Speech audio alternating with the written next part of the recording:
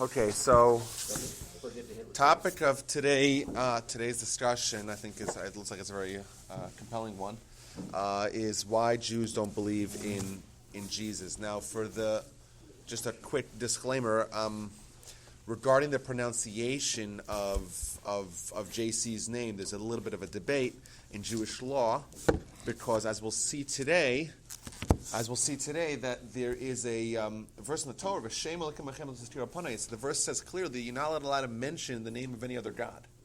So there's a discussion as to the mention of the name of Jesus, because that's just his name. That was a very common name. It's like it was the name for Yehoshua, which was his name. The term Christ, on the other hand, may have some connotations of divinity or of a deity, and therefore it's something that traditionally Jews have refrained from saying. That's why traditionally they call him JC, Yashka, other names that they give him, Yeshua Natsri, the Nazarene, but saying the whole name is somewhat something we refrain from saying. So what we're going to try to do today is kind of talk about the emergence of Christianity as a major world religion. It kind of jives really nicely with what we were discussing previously, the history and that time, the first century, where it comes in, how it emerges, what's its relationship with Judaism, and I think it's important for us to understand kind of the roots of this religion, especially because when we want to understand Jewish history and Jewish and Christian interactions over the course of the past 2,000 years, it's very important to understand how they're related and how they kind of started off, they didn't start off, but how Christianity started off as a sect of Judaism and eventually branched off and became its own religion, eventually becoming the dominant religion that we see today. But also, so we'll talk about the history of it, but also we're obviously going to talk about why Jews have rejected it from time immemorial, and even at the times, especially at the times of the formation of the religion. The Jews weren't into JC. They weren't super involved. He didn't really have such a big following in his lifetime. Christianity explodes in popularity when it comes under the leadership of Paul. So Jesus is dead. He's not much of a big deal. He has a few disciples. He has his brother James. He has Peter, the fisherman from the north. They're trying to promote his religion. They make some sort of inroads into the Jewish community, but it's not a very impactful. It's actually not impactful at all. In fact, compared to, let's say, other what we would call exotic variants of Judaism, such as the Sadducees or the Essenes or any one of those other groups, were much, much bigger at the time. So there's a major shift that's going to happen when Paul takes the leadership and he goes on this massive PR campaign of taking this Judeo-Christian sect and kind of divesting itself of any Jewish kind of way of practices or philosophy, opening it to the non-Jews, and it's going to explode in popularity. So we're trying to figure out what was the backdrop for this, the development of the religion. What do we know about JC himself, and why have Jews historically rejected it and still do that to this day? But Paul was not Jewish. Paul was Jewish. In fact, his name was Saul, Paul of Tarsus. He was the story of him is that he was someone who was going against, kind of preaching against the Judeo-Christians. And he kind of has this massive turnaround, so to speak, on his road to Damascus. Exactly. Jewish and Roman? Isn't his father? Yeah, something like that. Yeah, but he started off as clearly someone who was in the Jewish camp, who was crusading against the Judeo-Christians. He has this massive revelation. Before even crusades were invented. Exactly, that was the plain words, yeah. Now, it's very important that we look at the foundation of the religion. It's clearly Paul is the founder of the religion. What year did he? We're talking about the year 50, 60 of the Common Era. 50 years after. Yeah, it's not so clear. The dates aren't so clear. We don't know the exact dates. Now, first thing I want to talk about is the historical Jesus. This is a topic of huge debate till this day. This is from the January 2015 edition of Biblical Archaeology Review. I am a subscriber. And the big question is, did Jesus exist? Oh, like this, we're finally gonna answer that question. It's a topic that there's been so many books written about it, so much discussion. And the reason why it's such a debate, it's not so clear, is because we don't have any historical contemporary documentation or evidence of him actually existing. There isn't any. The Gospels, Matthew, Mark, Luke, and John, those are the first of the Christian books. They were written at the earliest estimates 30 years after Jesus is dead. Didn't Josephus say something about... Josephus, oh yes. So some of the contemporary accounts that we have of JC comes from Josephus. And then remember, Josephus, as we talked about last time, he was the defender of the Galilee during the Great Revolt. He started writing his books in the year 73. So even Josephus is not exactly historical, because we're talking about 30 to 40 years after JC's dead. Now, that being said, that is the major sources that we have today from that we would call contemporary are from Josephus. That being said, there's huge debate as to the authenticity of those accounts. There's two accounts, one really small one and one somewhat of a larger one. Even the large one is only like maybe a paragraph. It talks about JC. Every Josephus scholar agrees that it was tampered with. There's obviously a problem if you're a Christian and the major history or historian of the time period of Jesus himself has no accounting of this wonderful guy who walked on water and resuscitated the dead, and he was so impactful and such an influence, and there is no accounting of it. So everyone agrees that it was edited in. The question is, was it entirely tampered with? Was it entirely edited in? Was it just modified? That's where the debate is. That's what they discuss in this article. They bring the two sections from Josephus that mention JC, and they try to prove: does the context fit? Is the vocabulary and the pronunciation and kind of the way it's written is that similar to the rest of Josephus's writing? That's the discussion. I think the debate will rage on forever because there isn't any kind of firm evidence that's going to seal any debate. In Jewish sources, we have actually a few mentions of a fellow by the name of Yeshu HaNotzri. Yeshu would be his Hebrew name, Jesus. HaNotzri from Nazarene. Problem with the Jewish sources is also they're not historical. The Talmud was actually written about the year 500. So it's clearly not historical. But additionally, we have two separate individuals, one of them as a student of Rabbi Yeshua ben Prachia, who existed 200 years before the Common Era, and another. So there's one Yeshu HaNotzri who's presented as a student of him, which is obviously not necessarily in sync with the Jesus that the Old Testament talks about, kind of the beginning of the millennium. But the millennium, 4 BC, this is the scholars really spend a lot of time, a lot of ink is spilled on the whole discussion. Was it the year 1 or the year 4 before the Common Era? Either way, so that's one source that we have in the Jewish writings. We have an additional source in the Jewish writings of another fellow, Yeshua Natsri. The time period is not necessarily given, but it has been interpreted by some as this being the guy. And did we execute him? Did we not execute him? In one portion of the Talmud, it does say that they did execute a fellow by the name of Yeshua Natsri.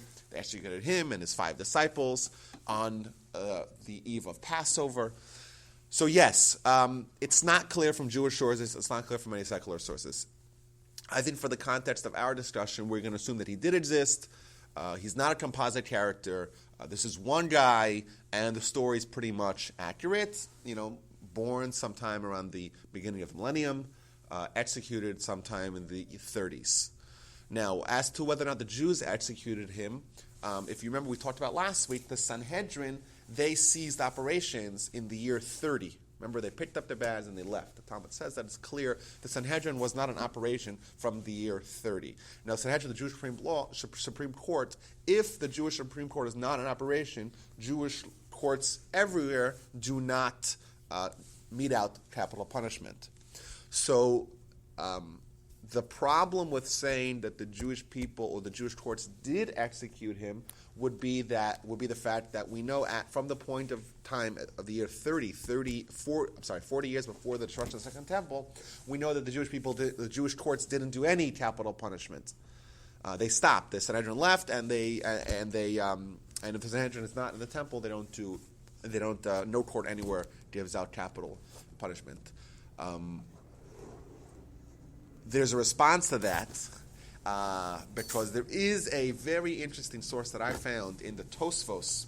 Tosfos is the medieval commentaries. The medieval commentaries on the Talmud. They deal with the problem in the Talmudic text itself, which does indicate that Rabbi Yochanan ben Zakkai, if you remember we spoke about last week, Rabbi Yochanan ben Zakkai was the rabbi, the leader of Jerusalem, who was smuggled out. They tried to put the knife through his coffin, and he met Vespasian. Remember that guy? So it does talk about him being involved in a capital punishment case in those 40-year period. In the 40-year period between the year 30 and the year 70. So the Talmud has to grapple with, or the Tosfos has to answer the problem, hey, if the Sanhedrin left Jerusalem, they weren't practicing capital punishment anywhere, how did Rabbi Yochanan ben Zakkai, how did he ever deal with capital punishment at that time? So the Tosfos gives an answer, and it says that even though the Sanhedrin left Jerusalem, still, periodically, when there was a great need to mete out capital punishment, they would reconvene in Jerusalem, and they would judge someone as they saw fit. Did they use crucifixion as capital punishment? No, that's another important point. So this opens the door, and then the Tosfos reference as in that episode. It doesn't say which episode.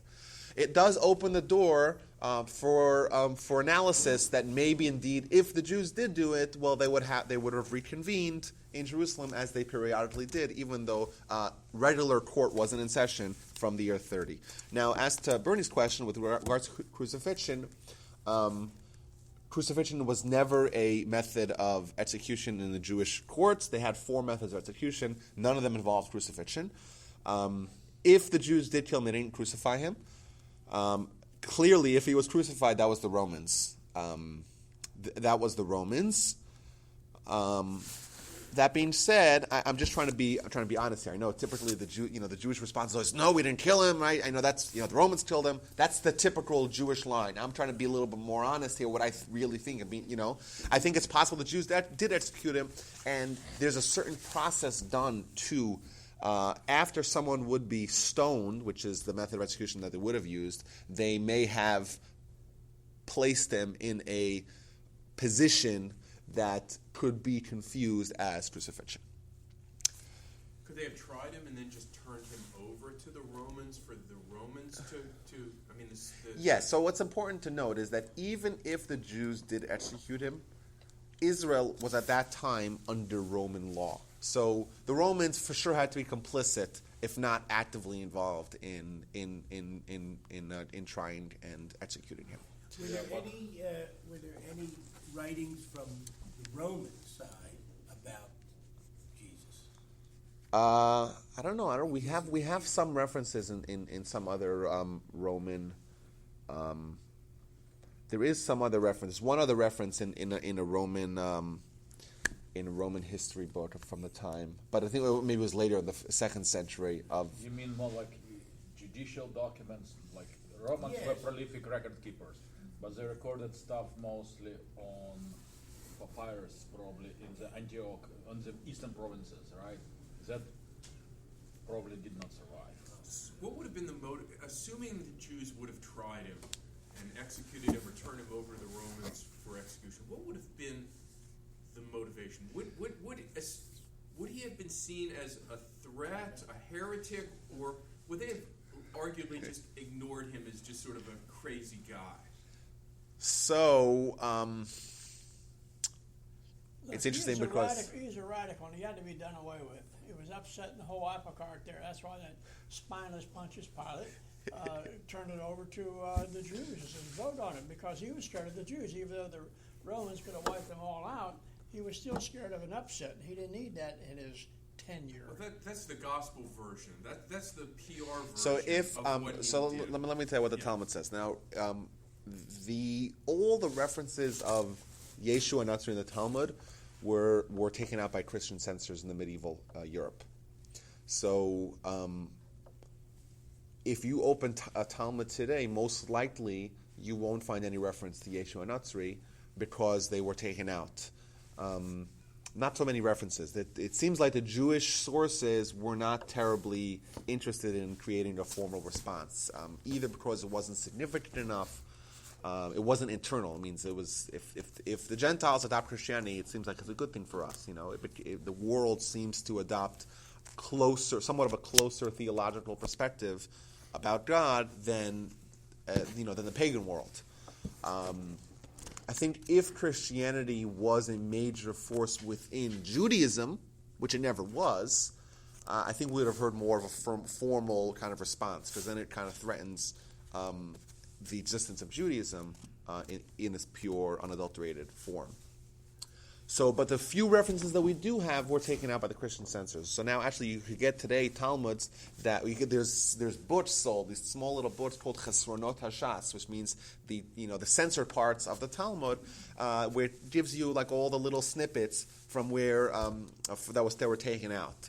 But one of the references, the one that's the longest one in Sanhedrin, the Talmud Sanhedrin, that talks about them executing a fellow by the name of Yeshua Natsri, says because he was, like you said, a heretic, someone who had tried to teach or preach idolatry to the masses, and that is a crime punishable by capital punishment in a society where Jewish law is enforced.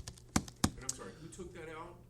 The Christian censors. Oh, the Christian censors. Why? That's right. What was the point? Well, I guess they thought it was disparaging to JC or to Christianity, and they just took it out. And what are you going to do about it? But it's entirely consistent with their theory. Yeah, that but the it's Jews not. were There's no involved in- consistency anywhere. That's one thing we know. There's no consistency in the New Testament itself. It says that the Romans killed him. So, I guess they assumed that they don't want the Jews to have. And I don't know what the rationale was. But remember, as we'll see today, the Christian responses to Judaism or Christian treatment of Jews historically has never been strictly rational, to say the least. So that's the personality himself. I think for the purpose of this classes, I personally, if I had to bet, I would say he did exist, kind of at the time where kind of the New Testament story is somewhat accurate. As to who executed him, I don't know. I suspect that it might have been the Jews, it might have been the Romans. Who knows? I used to make a joke. This is a joke. That, you know what? Yeah, of course we executed him. And if he comes back, we'll execute him again. That was a joke. So I don't know exactly who executed him. I said there is rationale, there is basis for the Jews have executed him. I would say probably most likely we did not execute him. We don't do crucifixion, obviously.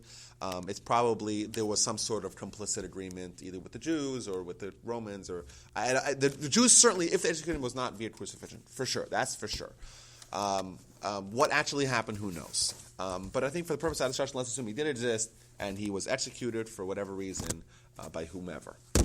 I don't think it really changes the perspective that we have to have towards Christianity, because that is a religion that develops years and years and years and decades after the individual himself is gone. Okay, so that's JC and the historical JC. Now, what about the rise of Christianity? So it's very important for us to realize at this time, there was a crucial point in the Jewish world, but even in the greater secular and the Roman world, where the Romans they were pluralistically pagan. So what that means is that they're pagan. They have who knows how many visible gods. The god for this and god for that. You could Google like the Roman or the Greek god for, I don't know, sunlight, through blinders. They had it was very much compartmentalized, their powers. The Romans kind of adopted all the Greek gods. The Romans, they consume land, and they consume along with that kind of the culture, but also the gods and all the powers of, let's say, the Egyptians, or the Persians, or the Assyrians. All these groups, they all kind of came with their own collective set of pagans, and the Romans were pluralistic about it, and they just adopted it. So much so that we have Roman historians documenting that the Romans at that time in the first century had in excess of 30,000 gods. That's now remember, Roman historians are notorious for exaggeration. But even if they're exaggerating it, they're doubling the number, it's still an enormous number. And there's this one religion which was a dominant force. The Jews were 10% of the Roman world. The Jews were a huge factor in the Roman Empire. And they have a radically different approach. And they have a universal vision. And they have a perspective on morality. And they have this invisible only one God. It was a bizarre and exotic idea that was very, very appealing to the Romans. The Romans shared with Jews a fascination for knowledge, kind of in the way that the Greeks did. Jews were universally literate. So there was something very exciting about Judaism to the Romans. Kind of in a similar way today, where we would call them perhaps the legacy religions that have existed for thousands of years, in today's world are not so appealing to, let's say, the more sophisticated people. They kind of lost their flair. Even Judaism, even there's young Jews today, unfortunately, that don't find meaning within Judaism, and where do they go? They go to the Near Eastern religions. The Near Eastern religions also have that exotic mystique to them, and there's the mysticism and these ideas that are very appealing to people, and even the very, very sophisticated, or especially the more intellectual people. That existed in a major way in the Roman world, but the exotic religion was Judaism.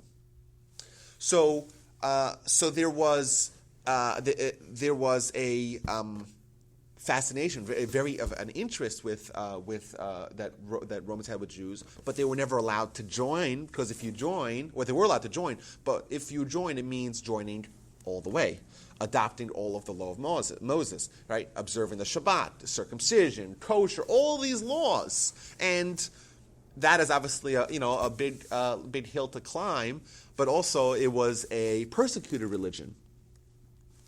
So we see kind of a world where there's a tremendous tension, where people are disenchanted with the way of, or with the religion. The incumbent religion, and are entranced and excited with this Judaism, a very different perspective, but there are a lot of barriers of entry.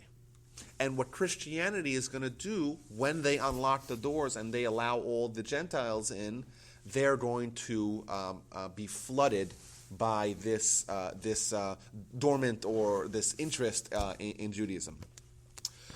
But even before that, we have many Roman converts to Judaism. The most famous convert of them all, who knows? Anyone knows? Anyone here? Onkelos? Hadrian certainly was not a convert. Hadrian did everything. Hadrian was one of the most successful in trying to dismantle Nero. There are those that say that maybe Nero. We in Jewish sources that we say that the Roman emperor Marcus Aurelius Antoninus converted to Judaism. The Talmud brings all these tremendous debates with Antoninus and Rabbi Yehuda Anasi, Rabbi Judah the Prince. We'll learn more about this next time we have a history class. He assumed emperorship in the year 161. Right So, Right after Trojan. No, Trajan is dead in the year 117. So that would be Trajan, then Hadrian. Hadrian. Right, and then after that, Hadrian dies in the year 138, and then who comes after that? I mentioned it last week. I don't remember his name. Someone else, I forgot. But Marcus Antoninus in the year 161, we have in the Talmud these accounts of him studying Torah with Rabbi Judah the Prince and having these debates, and like these wonderful, like amazing debates of like, when does someone get a soul? At the time of inception or the time of birth? Like, all these like cool debates that Rabbi Judah the Prince had with Antoninus, and interestingly, he won all the debates, Antoninus. And Rabbi Judah the Prince says, "Oh, this thing I learned from Antoninus, and I have a verse to prove it." I might have mentioned this in a previous class a while ago. Antoninus asked Rebbe, right? The body and the soul can each exonerate themselves, right? The body says, right? Someone dies, body and soul get separated, and each one of them could exonerate themselves from judgment. How so? The body says, "Look at me, I'm like a stone. Ever since the soul left me, I'm useless." And the soul says, "Look at me, I'm like flying in the air like a bird without the body." So each one of them could kind of weasel out of accountability for their actions, because each one of them will say, "Hey, look at me! Without my partner, I couldn't have done anything." You guys remember we talked about that? And he gives them and so Rabbi Judah the Prince responds. He gives them the example of someone a king who had an orchard, who had one lame watchman and one blind watchman, and he put them there in charge of guarding the orchard. Remember that? So that's an example of what it was like, and that you have a fascination with Judaism. You have a lot of exposure of these two dramatically different cultures, but somewhat very similar, in some areas very similar, and an interest. So that's from the secular, from the general world at large. Within Judaism itself, it's also a very tumultuous time. As we mentioned at the beginning of the first century, the people sense the end of the Second Temple. It's clear. There's a lot of infighting. There's a lot of factionalism amongst the people. Right? There is a weakening of the offices of normative Judaism. The Sanhedrin already leaves. Everyone sees basically that the Judaism is kind of, the Judaism is under threat, and that is a time where new ideas or new variants are going to spring forth. Additionally, at a time where people are down, if there's despair, if there's a lot of worry, if there's fear, right, what do people traditionally do? They always think about the Messiah. Right? The idea of a Messiah is hope. It's redemption. It's reclamation. Right? So whenever there's a time where the Jewish people are the most downtrodden, there's always going to be a rise of Messianic expectation. So the Jewish people, so a lot of these different factors kind of come together to create a lot of these offshoots that have the Messianic fervor to them. So we mentioned the Essenes last time. The Essenes were virtually identical. Well, I won't say identical, but the original Judeo-Christians are very similar to the Essenes. Right? This is a group of Jews, observe Judaism, right? Are especially concerned about purity, about asceticism. They have this fascination with Messiah, with the end of days, with the end is coming, hope and salvation is around the corner. Right, it's always darkest before dawn, and the Essenes died, and the Christians sprouted into becoming a major religion.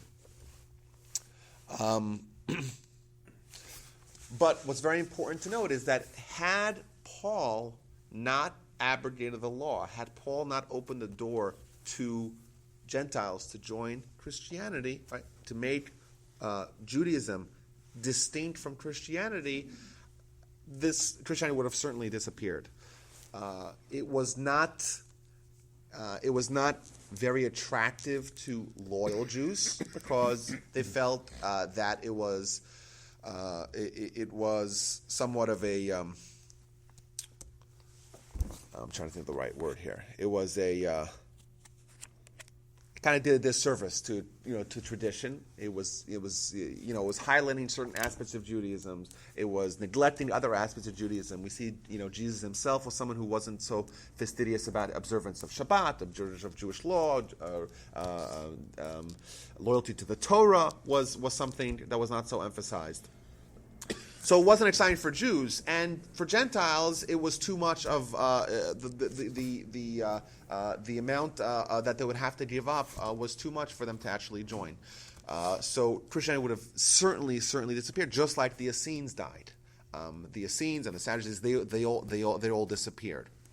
So these two, so this is one major shift that happened at the development of the religion. Paul abrogated the law. Judaism and Christianity are now two religions, and additionally, there's going to be an evolution of Christianity's perspective of who Jesus is or was, from being just merely the Jewish Messiah to being some sort of a deity. This is also a remarkable departure from where it started. It started off very important. Christianity started off as a Jewish sect, a Judeo-Christian. They were identical to regular Jews. You couldn't tell the difference. They would pray in the same synagogue. They would all eat kosher. They would study Torah. Everything. They looked like Jews. They acted like Jews. They were part of the Jewish community. Yet they believed that the dead Savior was their Savior, and there was Messiah. There was just one aspect of their worldview that was different, but it wasn't something that was readily apparent. So in fact, we look at Paul abrogating the law as being a very, very positive thing. In fact, there's an ancient Jewish tradition that holds that Paul remained loyal to Judaism to his last day. There's a book that is more than 1,000 years old, that claims, it's a Jewish book quoted by some of the members of the Tosafot, that claims that Paul or Saul realized, or the rabbis realized, that there was a growing problem with this Judeo-Christian sect. Because you have your neighbor, and he's a really nice guy, and he comes over to you for a Shabbat meal, and he studies Torah, and he looks and acts and behaves in every way like a regular Jew, but you have no idea that he's a closet Christian. What are you going to do? Like, how would you basically have not two religions, but one religion that has adherence to some other aspect of religious life that you don't agree with, or the majority of Jews don't agree with? Paul comes along and makes it very clear you can only be one. You can't be a Judeo-Christian anymore. Right? Judaism is Judaism the way it was. Christianity is a totally different religion. You don't observe Shabbat. You don't have Shabbat on originally it was on Saturday. Now it's on Sunday. It's open to the uncircumcised. There's no Torah study. Nothing. Right? Only belief in JC is what's required. Everyone has to make a decision. If you're a Judeo-Christian, you have to choose one or the other. If people are just going about their lives and I'm just clarifying, if people are going about their lives and they look the same and they act the same and they're doing everything the same, what was really the huge problem for the leaders, at the time of Paul? Yeah, the question is, do you want your daughter to get engaged to your neighbor's son? And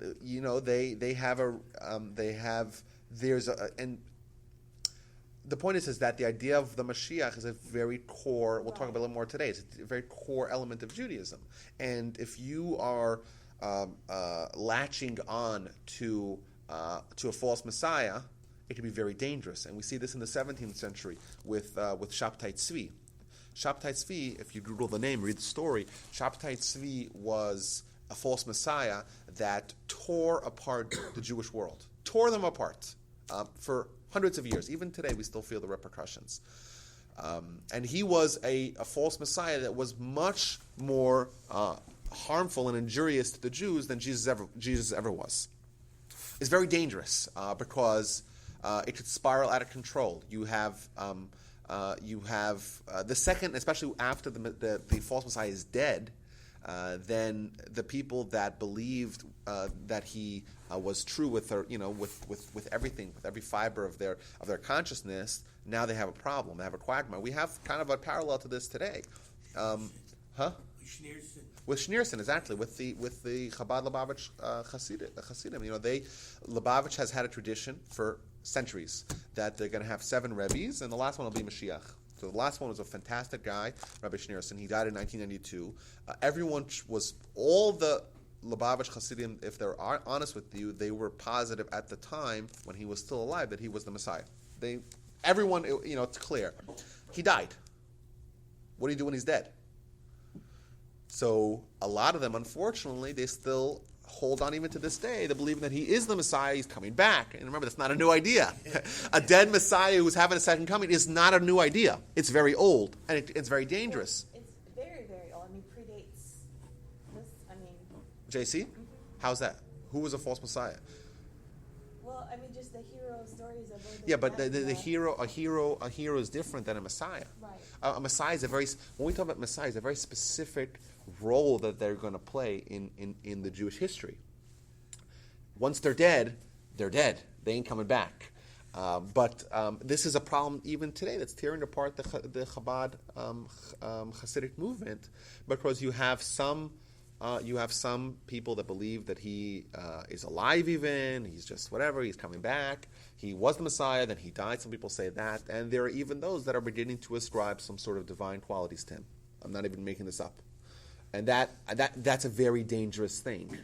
And I think they're going to have to, there's a common point in time where they will too have to face this quagmire, right? You have to choose your allegiances, you know? You may have been wrong, and that's fine, you know? A lot of people have been wrong when it comes to Messianic predictions.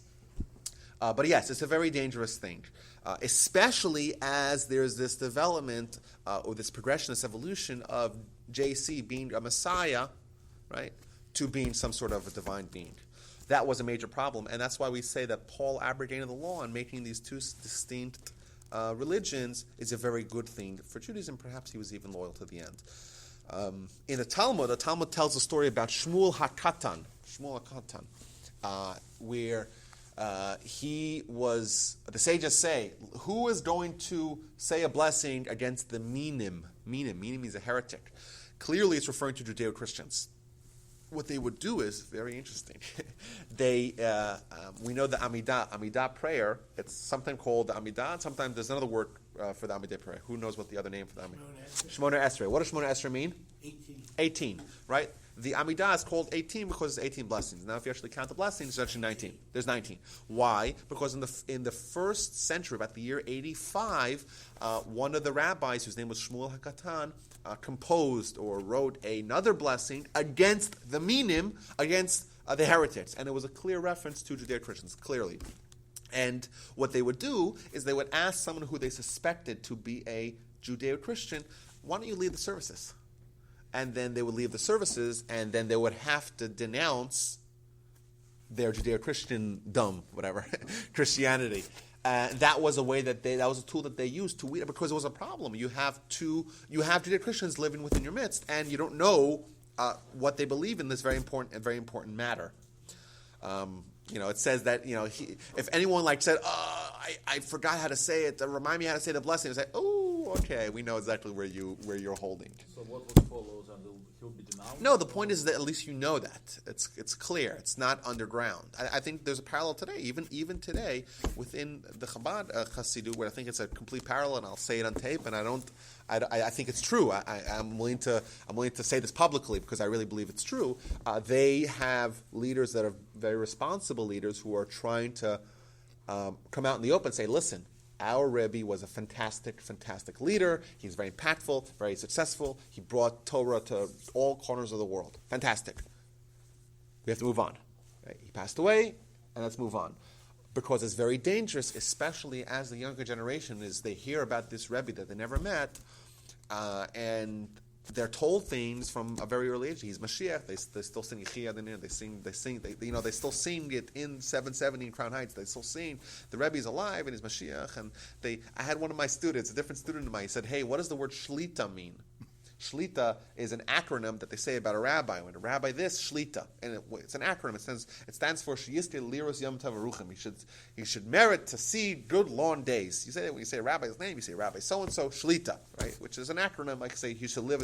She says, you say that about dead people also. I say, no. Dead people say something else. Chazatzal, Zichron Levracha, may his merit be blessed, Alav Shalom, peace be unto him. You don't say Shlita. He says, wait a minute, but I saw on Rabbi Schneer's, I'm like, that's the point. Some people still think that he's alive, and it's bordering on insanity. It's very unfortunate, but it's creating a tremendous internal schisms within that community, the same way it did to the Judeo-Christians Would community. it be an accurate statement to say that this early Judeo-Christians could have been ever considered like sort of like a fifth column within I'm sorry? Would they be considered like a fifth column? Who? Judaism? The Judeo-Christians? A fifth column? What does it mean, a fifth column? Well, it's a modern expression of Of what? enemy within. I don't think it was an enemy. I think it was a danger within. It was a danger because, and we see this other places, our religion has to remain a single religion. We like to be unified. We're told countless times in the Torah that if you guys are like a family, right? You're sons to God, so to speak. God loves us we're like a family. We cannot tolerate infighting.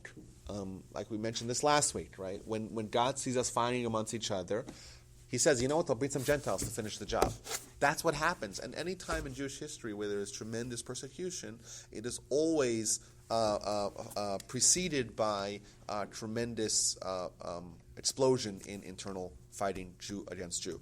The Talmud goes on these very long discussions about these instances where you had different parts of the community acting in different ways. You know, it says if you have one Jewish community that half the town follows this method of practice, half the town follows that method of practice, then you have basically two Torahs. You know, you have two Judaisms, and even the most minor customs, like for example, the custom as to whether or not we wear tefillin on the intermediate days of holidays.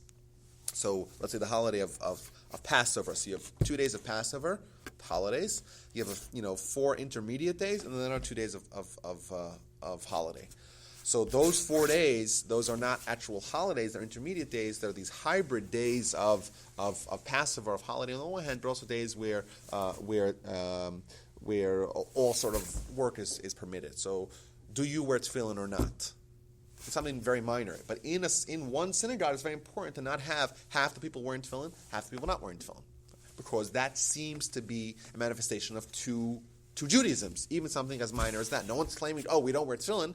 All right? It's just only during these days. It's a minor custom, but because of the discrepancy, we're very, very careful to make sure. So that's why they make separate. Either they have a separate prayer service, or they put up a mechitza between the two. That's very important for us. So yes, and it is a tremendous danger if you have two Judaisms trying to coincide. 5 or 6. So that's a problem. That's why if you ask me, I think we have only one. I don't believe in politics and in family. I don't believe in it. I think it's various levels of observance or everyone's on their own level. I'm fine with that. But to say that there's different Judaisms, God forbid. I think most people would even agree today. The differences amongst the different groups in Judaism are much, much smaller than they used to be. We could all agree on that at least. So when did The Christianity? new group is the Jewish, what do you call it, the humanism. Humanistic Judaism. Yeah. You got to carve yourself something, right? New niche. Yes, David. When did Christianity? I thought my understanding was it really took off when Rome adopted it. Yeah. It was very popular. It was popular. It was persecuted, but it took off as a major world religion in the 4th century when Constantine adopted it, the Council of Nicaea, etc. But it was still a major force in the 2nd century, in the 3rd century. It was growing. It wasn't as big as it became. But when Rome adopts Christianity, you basically have the Byzantine Empire, which is the Roman Christians. Rome had their empire themselves had religion. There was a state religion. It was kind of like a affiliation to the state, not only meant kind of politically, but also spiritually. So Christianity and Judaism was granted as an exception, right? Jews were allowed to practice Judaism even under Roman rule. Probably because the Romans understood that if the Jews were forced to adopt the Roman state religion, they would rebel, which indeed they did when they were compelled, and like we spoke about last week, Hadrian. So until Constantine, is there any estimates of how many Jews were lost to Christianity versus how many Jews lost to Christianity was never, I won't say it's negligible, but it was never a lot. Typically, even today when you have the missionaries and they're trying to attract Jews, it's always been like the Achilles heel of Christianity is that they're never able to make any inroads or significant inroads in courting Jews. The Jews that adopt Christianity are typically the less informed, the people that want a hot meal and a shoulder to cry on, so to speak, but not the more educated Jews. It's always like that, and that's why there's so many efforts in trying to missionize Jews in Israel, and there's tremendous amounts of money being spent by various Christian groups to try to missionize Jews, especially Jews in Israel, and especially Jews that don't have very high socioeconomic status or very high education, something like that. So like in the northern parts of Israel, these kibbutzim, where Jews are very far from Judaism, that's where they prey upon them. Prey with an E. Yeah, so, but on a big scale, it's typically not been that, they haven't been that successful. And it's been a problem, actually. It's a tremendous philosophical problem that the Christians have, where their philosophy is that, okay, the Jews had it, they lost it, we're the fulfillment, so to speak, of the Torah. And hence the Torah is not valid anymore. Replacement theology, exactly. You had it, you lost it. The Muslims come along and say, oh, you had it, you lost it. The Christians had it, they lost it. We have it, and we're the last ones. It's replacement theology, exactly. But the problem is that somehow the Jews didn't disappear. If the Christians are the fulfillment, then the Jews don't need to exist anymore. That's why they invented the idea of the wandering Jew, that the Jews are supposed to be testament, something like that, the fancy words in Latin, which means the nation of a testimony. Right? The Jews are supposed to be these wandering people that are going to forever oppress because they rejected JC. But the existence of us as a flourishing, vibrant Jewish community is a problem to Christian theology, because we're supposed to be gone because they are the fulfillment of everything that we stood for. But isn't it part of the theology that one of the signs of the end of days is that Jews will recognize Christ? That's right. That's why they're spending so much money and effort in doing that, largely unsuccessfully, but it's still very troubling. In my neighborhood in Southwest Houston, there's this massive Messianic temple, and it's disturbing if you drive by. It's like on an airport near 59. It's very disturbing if you drive by. You see this magnificent building with all these Jewish symbols, and they love Jewish symbols, and there's Hebrew letters everywhere.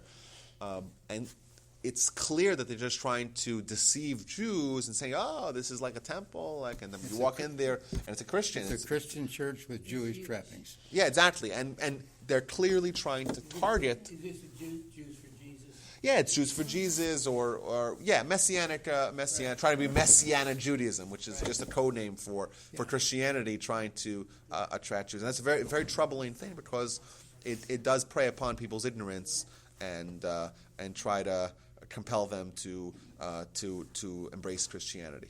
When I was moved here a couple months ago and was temple shopping, Yeah. I went on the websites to see what was in the area, and I did run up against that group, and then I was trying to find out, okay, which were Reform, which were Conservative, which were Orthodox, and it took me a while reading that to realize, okay, they're not really Jewish at all.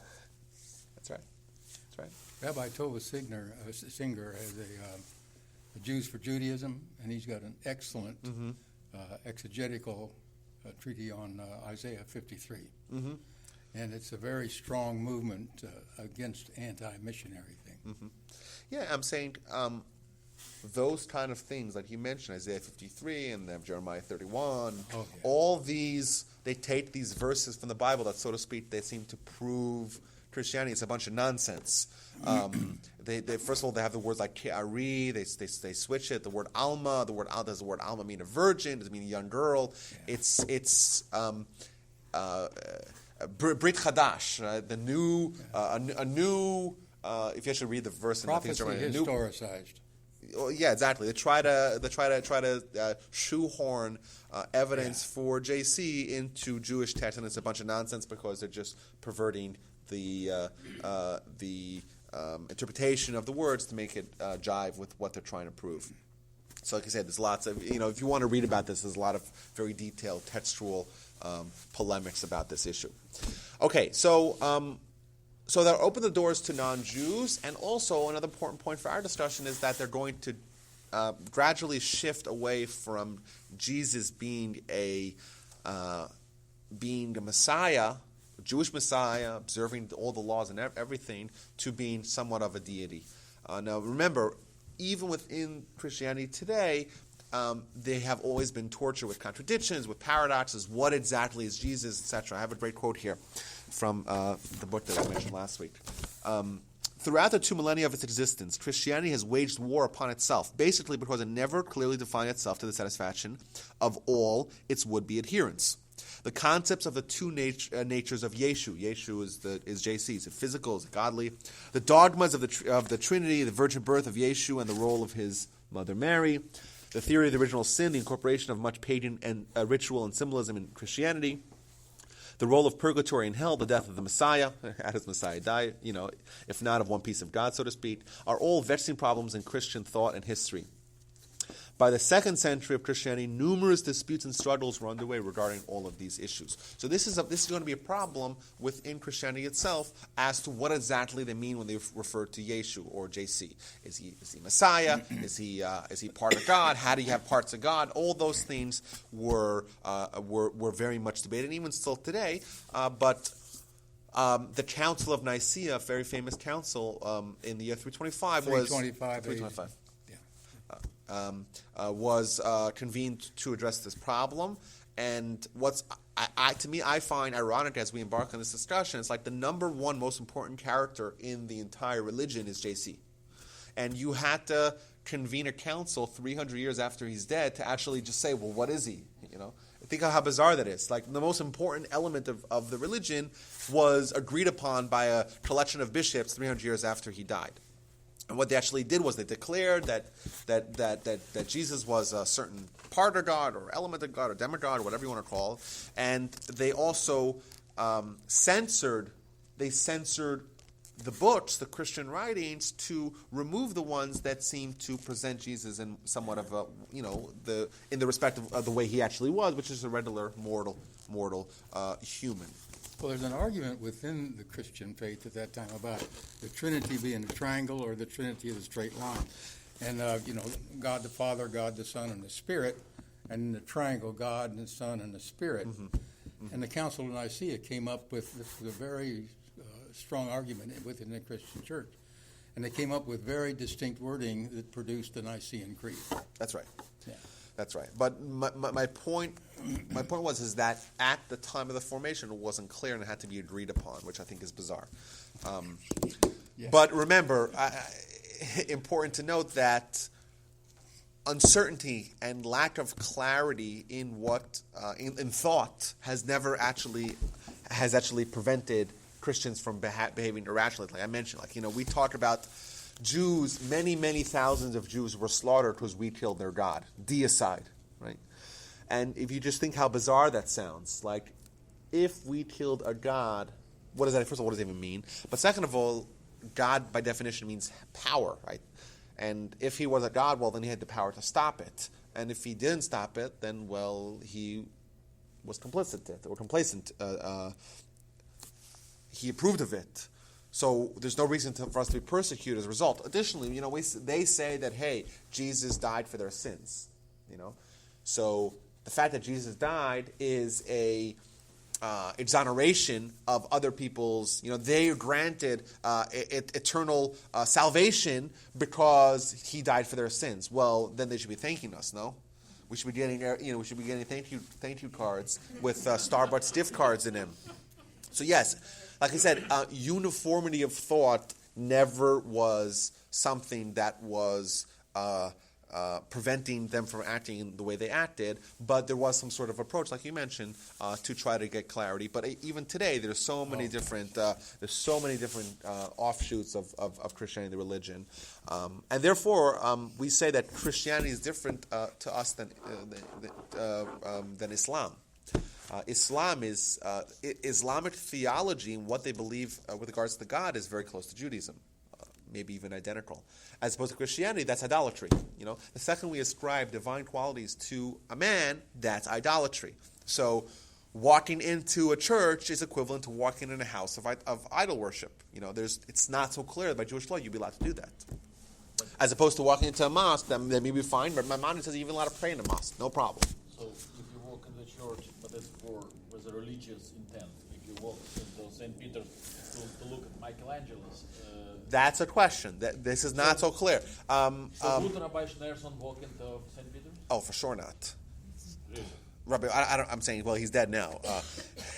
Just to clarify. But he ain't walking nowhere. But I wouldn't walk into a church because there's a problem. It's not so clear you're allowed to do it. It's a house of an idolatry. It's a house where idolatry is embraced. There's lots of symbolism, and it's not so clear. There's a question, like I saw a question last night on the internet. Someone asked Rabbi Ovadia. Rabbi Ovadia is one of the primary halachic authorities of this past century. He asked him, so what if your job is you're an air conditioning installing guy? That's what you do. Are you allowed to, and you get a big job, a big contract to install, I don't know, Lakewood Church, right? Lakewood Church, I know they're not so into the whole Jesus thing, right? But are you allowed to walk? Are you allowed to go in just to install air conditioners? So he says it's not so clear. Like maybe yes, maybe no. It's better to send non-Jews in to do the work. It's a question. Even if it's not going there for any benefit of the church itself, just to do your job. It's not so clear by Jewish law because it is idolatry. Either way, let's get to the topic of the day. And that is that Jews for 2,000 years have rejected Christianity as a religion. They rejected JC as a Messiah. And they obviously, for sure, rejected JC as any sort of divine being. Why did they do that? So I want to go through one by one. Number one, we reject JC as a Messiah because a Messiah is someone who is comprised with a certain set of qualifications. Right? There's the profile that Messiah fills, and JC does not fill any of the profile. Additionally, Messiah has several accomplishments that it's outlined in, very broadly outlined. I have all the verses if you want to hear more about this. JC didn't accomplish any of the accomplishments that Messiah is tasked with doing. And lastly, Messiah doesn't mean just an individual, it means also an era. There's a Messianic era. And the era since the time of JC is clearly not Messianic era. So let's go through this one by one. Messiah's qualifications. He has to be from the house of David. The house of David. Now, Christianity, it's not so clear what they do believe, but this whole virgin birth thing clearly doesn't jive with being from the house of David. Because if he got no dad, well, then how is actually he's descending from the house of David? Also, in Christian sources, in the book of Luke and the book of Matthew, we have differing opinions as to how his lineage does come from King David. In one of them, it says that his father, Jesus' grandfather, Jesus' father Joseph the son of Jacob. And another one, it says Jesus' father, son of Eli. Right? Just remarkable. In two books, in two of the Gospels, it just has a different lineage back to King David. But clearly, he has to be from King David. He was not, especially if you go with the whole virgin birth thing. So that's number one. Number two, he has to study Torah and perform mitzvahs like David, his ancestor. We know Jesus was not someone who was terribly accurate, or not accurate, but dedicated to performance of mitzvahs. He was not a remarkable scholar. We know that for sure. He was he was a student, maybe, of scholars, but he wasn't remarkable in his scholarship. Clearly, he was someone who preached against the tradition of David, his ancestor, allegedly, obviously. We have a record in the book of John, I think it's chapter 9, verse 16. It talks about Jesus desecrating the Shabbat. He wasn't even observant to the level of the average Jew at his time. So he was not an ordained rabbi. Oh, no, for sure not. That's what's being said a lot in the That- Christian community. That he was... A rabbi. Well, he was a student, or perhaps, we don't know for sure. Remember, the historical Jesus is very elusive to actually pin down. But in one of the sources, it talks about him being a student of a rabbi. I don't think there's any source that says he actually got smicha, for sure not. He will compel the Jews to follow the Torah. We know Jesus did the opposite. Everything about the impact of Jesus and his disciples and what eventually grew out of this movement was against the Torah, or going away from the Torah, in fact, abrogating the Torah ultimately, rejecting the Torah entirely. And lastly, we'll fight the wars of Hashem. Now, this one's a little ambiguous.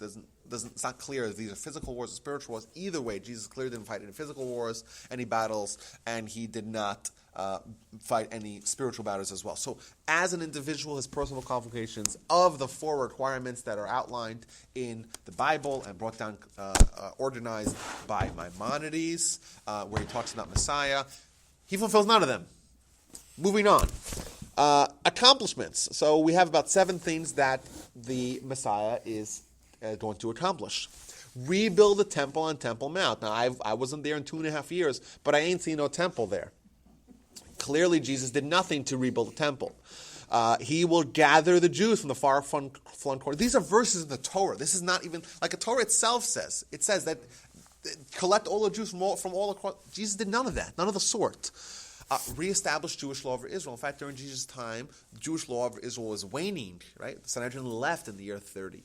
Clearly, he did nothing of that sort. Reinstitute sacrifices in the temple. None of that he did. His impact will not only be on the Jews, but on the rest of the world. The rest of the world will adopt, or will recognize Judaism as being the nation, Jews being the children, the chosen people. He did none of that. Reestablish the Jewish Supreme Court, the Sanhedrin. Of course, at his time, the Sanhedrin left.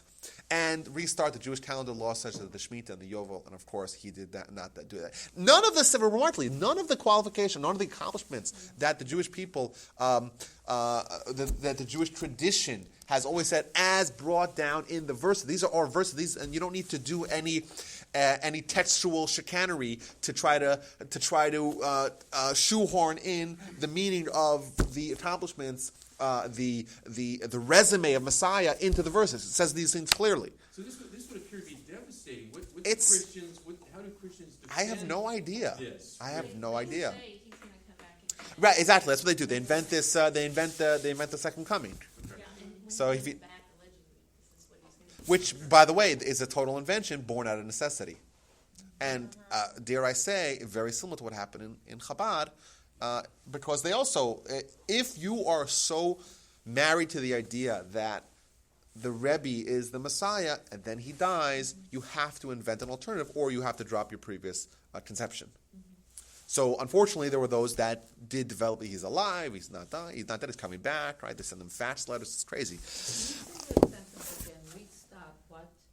Restart the Jewish calendar laws. That one.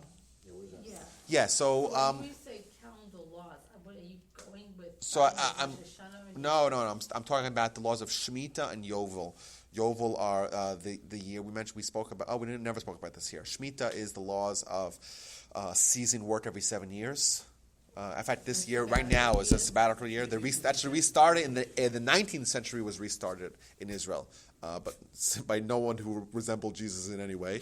But also the laws of Yovel. Yovel are every 50 years. The Jubilee laws, where. You take the whole year off. Well, yes, it's back-to-back years. It's very interesting. Year 49 and year 50. 49 is the 7th of the 7-year cycle, and then 50 is the Torah says, I'll give you a bumper crop for 3 years, the year 48 to cover 48, 49, and 50. Wow. Yeah. So, Thank So that was another requirement, and he did not fulfill those either. Now, very important. Maimonides writes this very clearly. Does the Messiah need to perform any miracles? Does the Messiah need to perform any miracles? Absolutely not. And he brings a proof from Rabbi Akiva. We mentioned last week. We talked about Bar Kokhba last week. Bar Kokhba was someone who Rabbi Akiva claimed was the Messiah. But Rabbi Akiva never, or the rabbis never asked him to show proof by doing any miracles.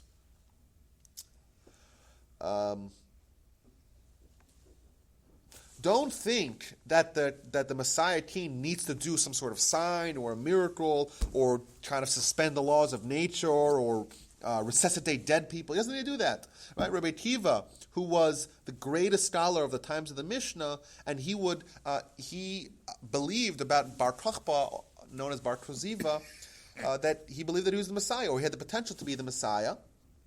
And all the rabbis thought that he was the Messiah until he died.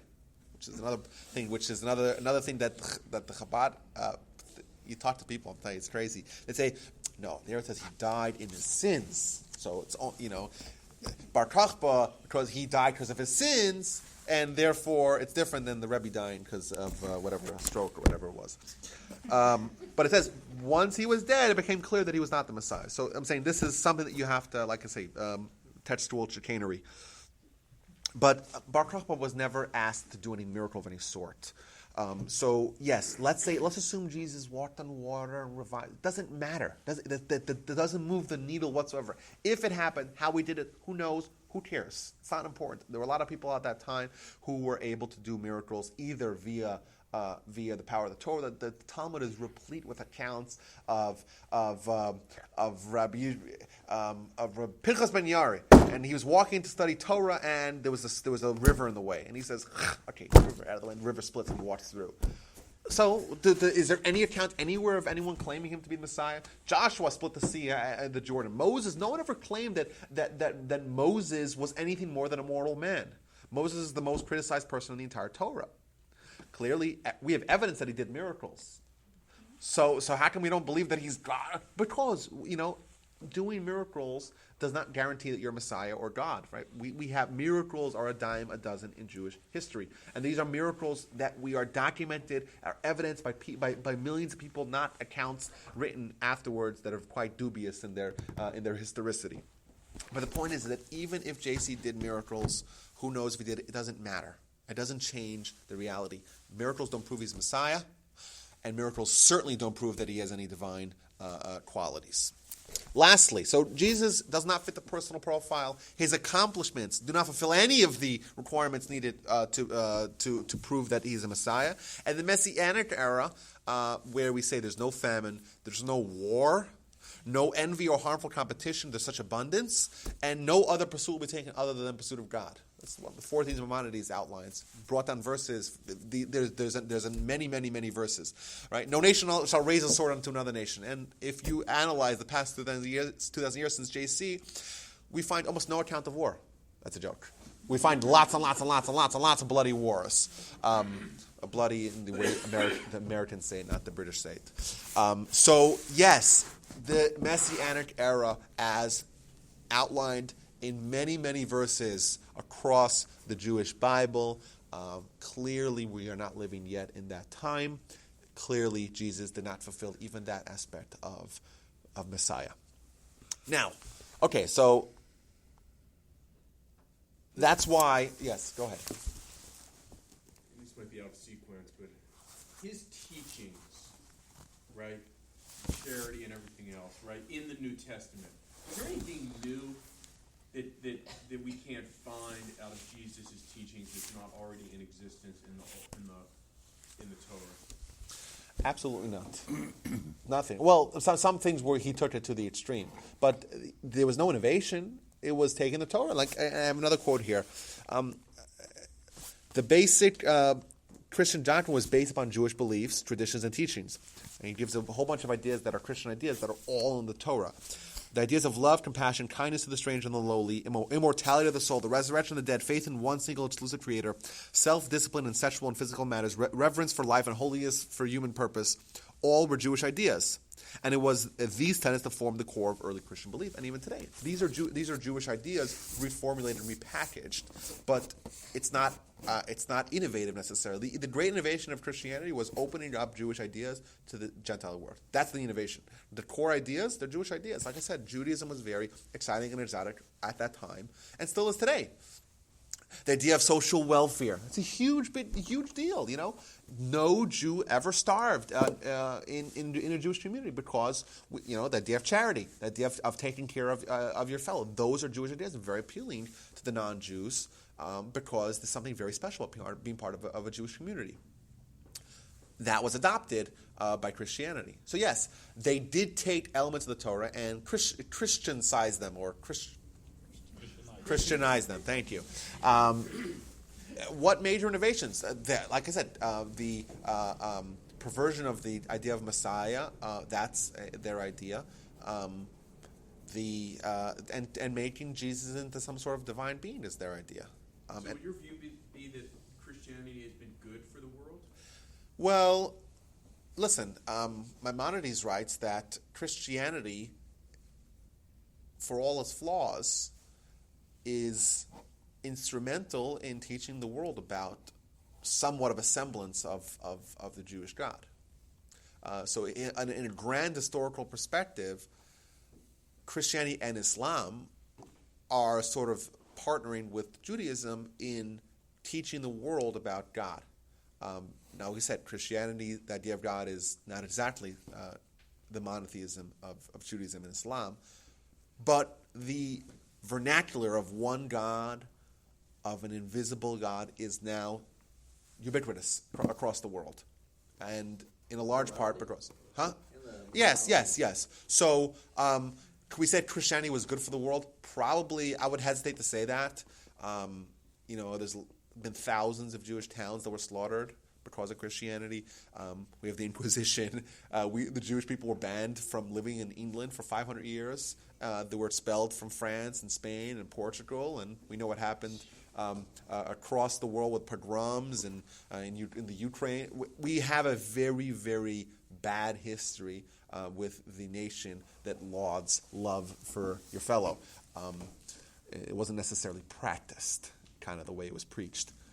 The Enlightenment came out of the tyranny of the Christians. Yes, that's true. That's true. Let's look at Christianity today. Right. Christianity today, I think we could make the argument that it's a very positive force for morality in the world. In a society that is increasingly becoming more decadent. Just look at where the world was 50 years ago, where it is today. Christianity is kind of doing a lot and I would say Islam as well. I know kind of the roles flipped, for the majority of Jewish history, or at least since 2,000 years ago, we were much closer and lived in much greater peace with the Muslims than we did with the Christians. But somehow those roles were reversed in the most recent century. But yes, I would say there are certain parts of Christianity that were very positive in the world. For us Jews, probably was very negative, obviously. But for the world at large, it teaches. They helped spread the doctrine of monotheism, along with the Muslims and obviously the Jews.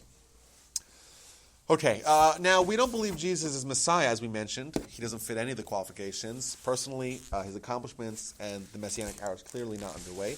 We don't believe Jesus is divine. Of course, I just have a few verses here.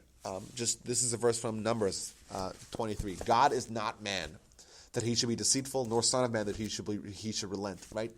This idea of giving a man divine attributes or divine qualities is something which is anathema to Judaism. The Shema, which is the basis of Jewish belief, we say the first thing you teach a Jewish child and the last thing uttered by a Jew as before he dies is the Shema. And what does the Shema say? We believe that God is one. This whole parts thing is antithetical to Judaism. Right? The Shema, we put it on our doorpost with the mezuzah. We wear it every day with our tefillin to remind ourselves of the idea. The idea of giving a mortal man, divine qualities is totally anathema to Judaism. See now that I am he, and no God is with me, in Deuteronomy 32. Many, many verses in the Torah make it abundantly clear that our God is one. There's no parts. None of that nonsense. It jives with Judaism. We consider worshiping a three-part God as idolatry, and that's why throughout history, many, many, many good thousands of Jews gave up their lives to not convert to Christianity, because Christianity meant idolatry. And idolatry is one of the three sins that in Jewish law we are commanded to give up our lives and not transgress, along with adultery and murder. So if someone comes and puts a gun to your head and say, hey, eat the cheeseburger, the non-kosher meat cheeseburger, you'll eat it. It's a mitzvah to eat it, because otherwise you'll be killed.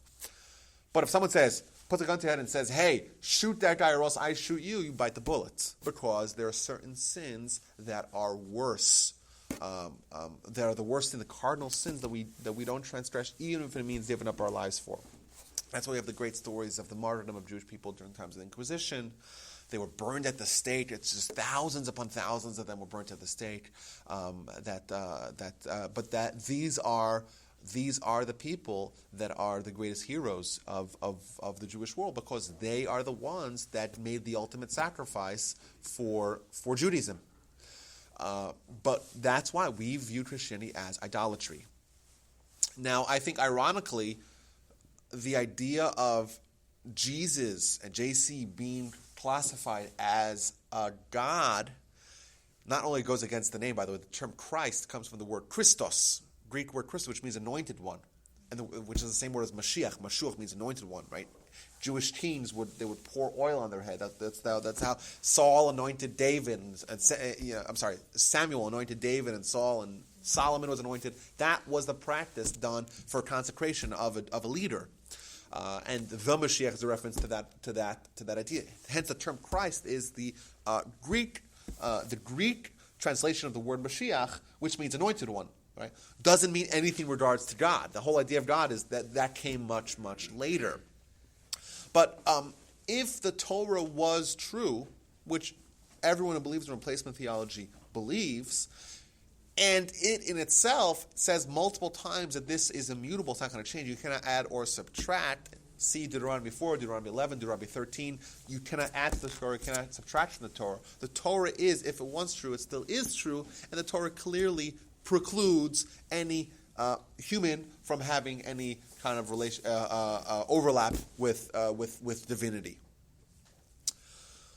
And also, remember, this I think is the most important point, and this will bring us to the third point as well. When someone tries to convince you of a nonsensical idea that some human is a god, what's the first question that you ask? Where's the evidence? Why should I believe something as silly as that?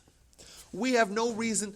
The question of why we don't believe should be preceded by why we should believe. Like, what evidence is there? This is a remarkable claim. Some human, right? If he existed, he was a human, right? And everyone agrees that he was human. Why should we believe in this crazy idea that he was God or had some sort of divine qualities? There's no evidence of the sort. And I think this list maybe will bring you home with this idea. Our religion was founded at the greatest revelation in human history. Right? Millions of people collectively experienced prophecy at Mount Sinai. If you watch the movie 1956, The Ten Commandments, they do a disservice to the actual text. Read Exodus. Read what it says and how it describes the Mount Sinai experience. Read the repetition of the Sinai experience in the book of Deuteronomy. It makes it abundantly clear that the entire nation was there. The entire nation experienced prophecy. They all were there and they heard Moshe Alei al Har, Moses coming to the mountain. They experienced prophecy collectively. That was how this nation was formed. If God formed a nation in front of everyone, everyone saw, everyone experienced it, why would he not inform us when he changed his mind? Right? It doesn't make sense to form a religion in front of millions of people, and then, you know what, we're going to replace it with something else, but we're not going to tell anyone about it. We're just going to tell one guy about it. The reliability of revelation of one person is, how could you rely on that? Right? Hence, the real question is not why we don't believe, but why we should believe, especially us as Jews. Our religion was founded in a way unlike any other. Our religion was founded in front of millions. We had a national revelation. Everyone experienced it. Everyone saw. Collectively, we were elevated to the level of prophets. That's what happened at Mount Sinai. That's where the religion started.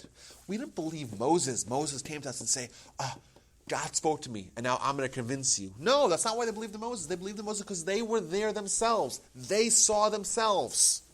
And hence, it's impossible to falsify. You cannot convince millions of people that they saw something they didn't see, that they did not see.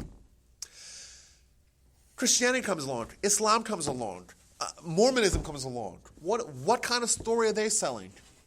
Paul on the way to Damascus. He meets Jesus. And he has this tremendous 180 change of heart. Right? A new religion comes out based upon that revelation. Okay, what if he's lying? Right? Who was there? It's one man. Muhammad comes along to us in the 7th century. And he says, I'm the prophet of God. Allah spoke to me. Here's the Quran. This is what you guys got to do. Right? One man. How do we know that you're not lying? What evidence do we have that we're going to actually live our life based upon what you're telling us? Joseph Smith in the 19th century comes along and says, the angel spoke to me, gave me the golden tablets, and here's the book, originally written from Reformed Egyptian. This is the Book of Mormon. This is the way you should live your lives. What if he's lying? Every religion suffers the same fate. We cannot believe it because it's a bunch of nonsense. Because if it wasn't, God should have told all of us. Judaism began in the presence of millions. Everyone experienced it. We do not believe Moses because Moses convinced us that we need to believe in him. Rather because we ourselves experienced it alongside him. If God were to change his mind and say, you know what, Jews, you guys lost it. I'm giving it to everyone else. Right? Just imagine, think of like this really wealthy dad who has like 15 kids and says, gathers them all together and say, okay, fine. This is the allocation of the funds. You're getting this, you're getting that project. Everyone gets their nice, and then he dies, and then one of the brothers says, by the way, before he died, he said it all comes to me. So, wait a minute. If he was going to change his mind, he spoke to all of us and said, you're getting this, you're getting that, and everyone's very happy with why would he not tell all of us, by the way, I changed my mind, and I'm giving it just to this one guy? It doesn't make sense. If a religion or a way of life or way of thinking begins in a certain format, right, in front of a whole bunch of people, if that's going to be revoked, it would be revoked also publicly. We never have this public revocal. Right, we just believe, if someone believes Christianity, they're believing the testimony of one man, especially when it's self-contradictory. It believes in the Torah itself says it cannot be true, the Torah itself claims it cannot be amended later on. It has multiple contradictions. It's trying to fulfill the prophecies of the Bible when it fulfills none of them. Any sort of evidence that it does has to be shoehorned in. We have abundant reason to not believe in Jesus and JC. We don't believe in Christianity, and we don't believe he's Messiah. He certainly was not an element of God. We have abundant evidence to the contrary, and we have exactly zero evidence to prove it to be true. So that's that. You haven't touched on vicarious atonement. What's that? I'm not an expert in that Jesus died for our sins. Oh, yeah, of course, I'm saying. Yeah, and the original sin. That's a main tenet of course, yes. So why is it so popular? Why does it have so many adherents? I think the reason why it's very popular is because it's offering you a hint of real spirituality without any of the requirements. It's like being a grandfather first, It's like the guy who says, hey, if I knew how much fun grandkids were, I would just have them first. It's a way to have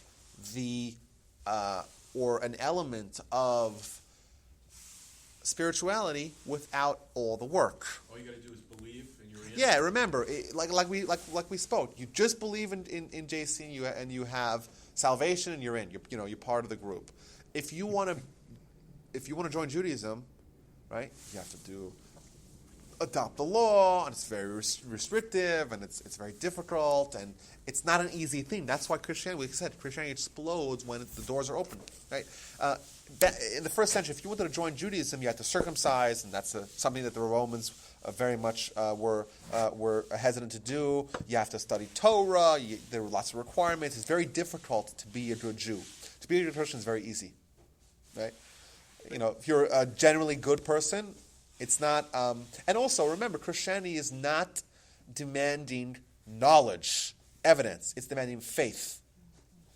Maimonides, when he talks about believing in God, he doesn't mention faith. He mentions knowledge, because we have a much more strict or more difficult demands that we place on Jews than are placed on Christians. So that's why all these intellectual contradictions and stuff are relevant to them, because as long as you have faith. Yeah, and the faith is also going to preclude you trying to reconcile the problems. If it's based upon faith, well, then how can you disprove faith? You can't. From what I've been told, if you're a non-Jew, then you don't question faith, and if you do question faith, basically get out of, go wherever you feel more comfortable. You're not allowed to question faith. And Christians, yeah, and a lot of Christians today that we know that we have many Christians that are converting or in the process of converting to Judaism. Just over here, there's a whole group of Noahites, right? Just right around the corner, there's a temple. There's a Noahites, the Nativ, right? And it's like a Noah. I don't know what exactly it is. It's a learning center, Torah learning center.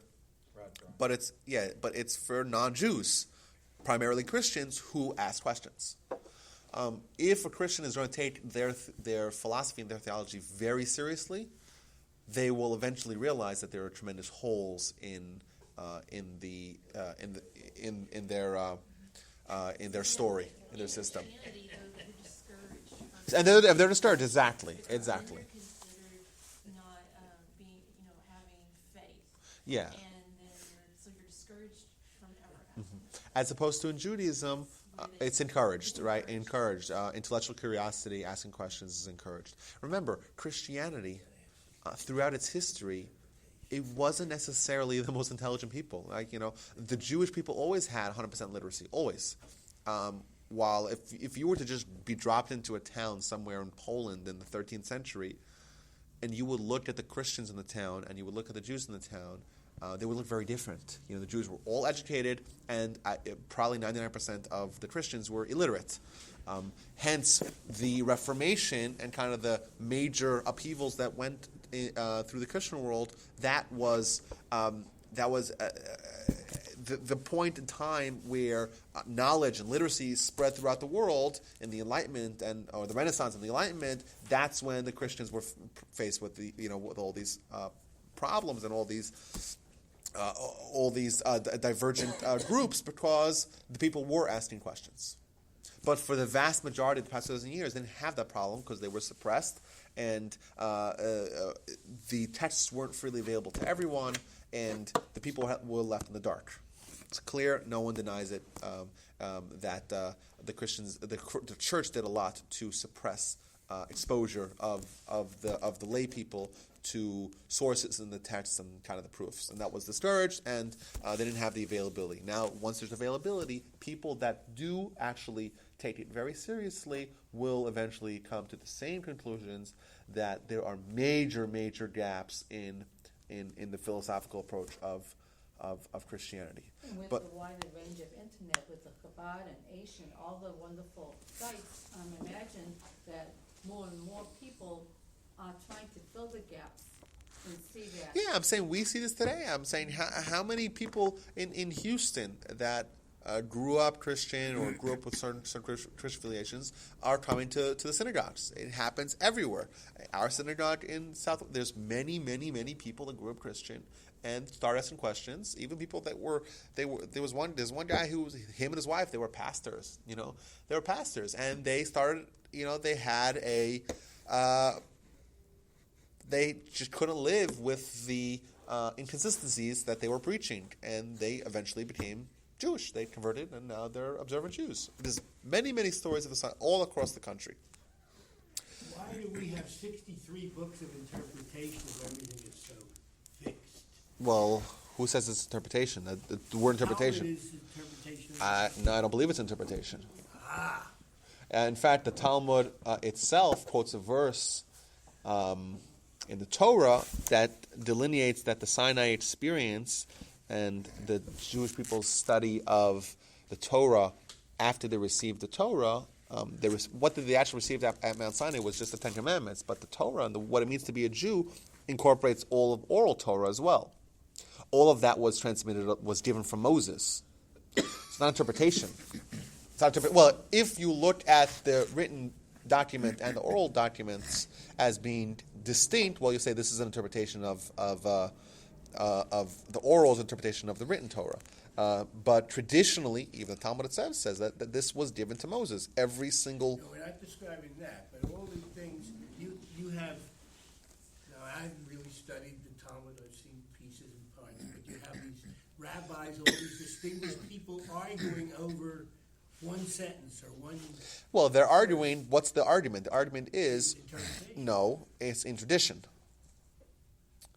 The argument is in tradition. The argument is, if one rabbi says this is true, other rabbi says that's true, what they're actually arguing about is what is the accurate tradition. Okay. So the argument is not how do we right now interpret it, but rather what did Moses say.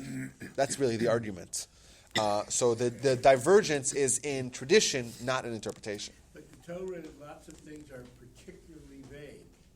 Well, in the written Torah, for sure, by design. The written Torah entirely is very vague. And that's abundant. It should be abundant evidence that this is not the entire corpus.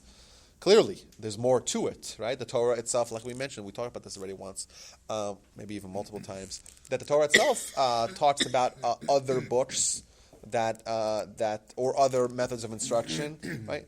Place in the ears of Joshua, the verse we brought a few times ago about Deuteronomy 12, about slaughtering an animal as I instructed, right? The Torah clearly hints, the written Torah clearly hints that there's another form of instruction, oral instruction.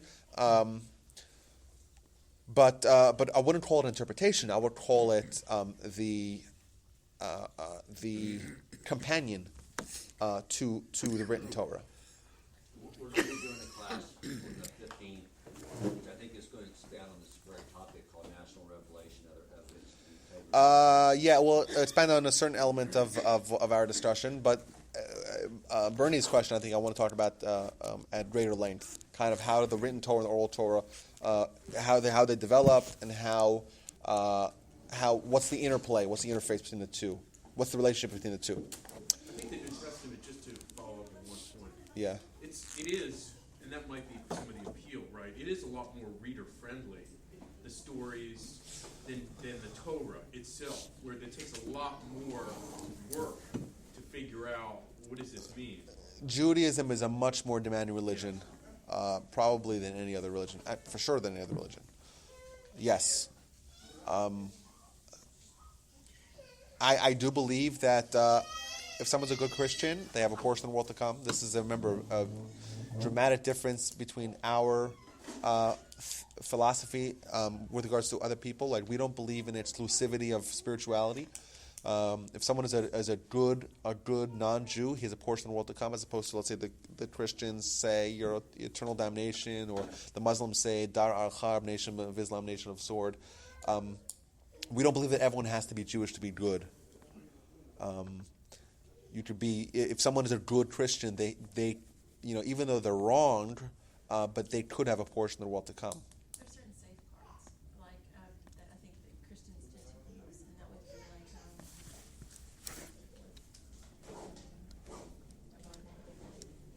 oh yeah, if you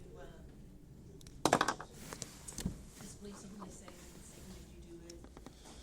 Yeah, the whole existence of this other being, this evil god, like that's also not. We don't believe in one power. If you don't believe in this, then we're going to hell. Exactly. If you don't accept, right. And you ask questions. And that's a way to freak people into or compel them into belief. Exactly. Because I have a question. Someone once asked me, a non-Jewish person said to me, "What do you think about Jesus? Who is he?" Responded to a non-Jewish person that Jesus existed. He was there in the part of the century. He taught some Jewish principles. Some people have asked me, "Is he a rabbi?" And no, he's not a rabbi. He would not be considered No. quote, a rabbi. No. He would not be considered a teacher. Well, correct? a teacher So would or a he be- preacher of some sort, yes. So he would be, then he was a teacher. But yes, but he was a teacher or a preacher, but not necessarily a teacher of Jewish ideals, more of like this kind of new Judeo-Christian ideals. Because someone said to me then, if his greatest thing is you should love your neighbor as yourself, and he was preaching the Shema. Yeah, so he was So- teaching a certain dogma that was very similar to Judaism, but it had its departures. That's where he went off. So that was a way to get them in. No, like I said, it was very appealing to the non-Jews then. That's what I mean, to Yeah, it was try to change the very people appealing. at the time of the early formation of Christianity. That's right. If Judaism is more difficult to practice than Christianity, Yeah. and a good Christian may get part of the afterworld, Yeah. why should a Jew bother? Well, The afterworld. A Jew doesn't have the option. There's no opt-out clause. Once you're Jewish, there's nothing you can do about it. The Jewish people collectively have accepted this national responsibility, this mission of fulfilling the Jewish destiny, and we are in it for the long haul. A Gentile, on the other hand, they don't have to adopt Judaism to be good. If someone's a Noahide, if someone's a good non-Jew, well, then they have a portion of the world to come. And they could, they won't necessarily have the same status as Jews, because Jews are taking on the responsibility of all of humanity, as opposed to a Noahide is someone who just says, "Hey, I'm going to be positive influence on society. I'm not going to screw up. I'm not going to murder. I'm going to kind of follow the law. I'll be a decent citizen, but not necessarily positively impacting the entire world." Are we? By the way, is there going to be a session on the world to come? What our ideas? Of We have some. We spoke about it already. you did in the past? Yes. I want to give some follow up. If anyone's interested in learning more about this, I gave a class on my website rebelwalby.com about Messiah. What does the Judaism actually say about Messiah? Go to the website and search for Messiah. You'll find it. Mashiach. I listened to it last night. In my opinion, superb content. So I would advise that if someone wants to know more about Mashiach and kind of the false messiahs and what Messiah needs to do, more about that. Additionally, about what we spoke about, kind of the role of written law, Torah law. I spoke about that many places. I'll send you a few links if you're interested. Either way, guys, I wish everyone a wonderful, season's greetings. We're going to reconvene here January 11th.